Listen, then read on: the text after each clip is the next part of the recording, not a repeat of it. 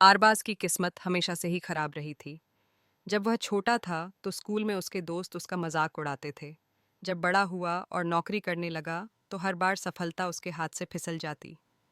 लेकिन इन सब के बावजूद उसकी जिंदगी में एक चीज थी जो अनमोल थी, उसकी पत्नी रानी और उसका बेटा अर्श।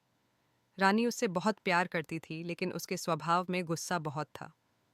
छोटी छोटी बातों पर वह नाराज हो जाती और झगड़ा करने लगती। अरबाज उसकी इन आदतों को समझता था, लेकिन गुस्से में वाह भी रानी को बुरा भला सुना देखा है। वह जानता था कि रानी के गुस्से के पीछे उसका प्यार ही छुपा होता था। उनका बेटा अर्श महज 3 साल का था, लेकिन उसके और अरबाज के बीच गहरा रिश्ता था। जब भी अरबाज उदास होता, अर्श अपने छोटे छोटे तरीकों से उसे हंसाने की कोशिश करता। कभी अपनी तोतली जुबान में मज़ेदार बातें करता, तो कभी अपने छोटे छोटे हाथों से उसके आंसू पोंछने की कोशिश करता।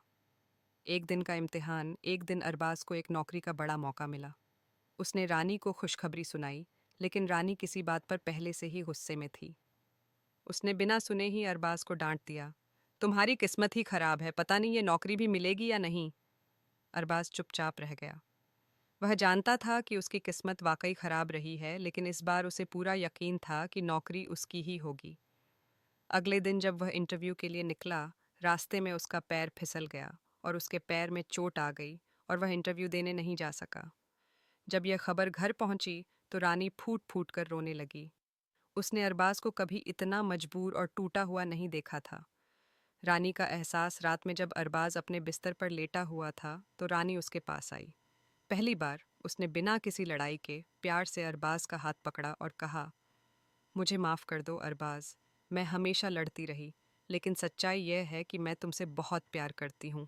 मुझे तुम्हारी किस्मत से नहीं, खुद से लड़ना चाहिए था। अरबाज की आंखों में आंसू आ गए। उसने रानी का हाथ थाम लिया और हल्की मुस्कान के साथ कहा, तुम ही मेरी किस्मत हो रानी, और जब तुम मेरे साथ हो तो मेरी किस्मत कभी खराब नहीं हो सकती। अर्श ने अपने छोटे छोटे हाथों से अपने मम्मी पापा के आंसू पोंछ दिए और कहा, अब कोई नहीं लड़ेगा, ठीक है। और उस दिन के बाद रानी ने अरबाज से कम लड़ाई की और ज्यादा प्यार किया। अरबाज की किस्मत शायद अब भी वैसी ही थी, लेकिन जब उसके पास रानी और अर्श का साथ था तो उसे किसी चीज की कमी नहीं लगती थी।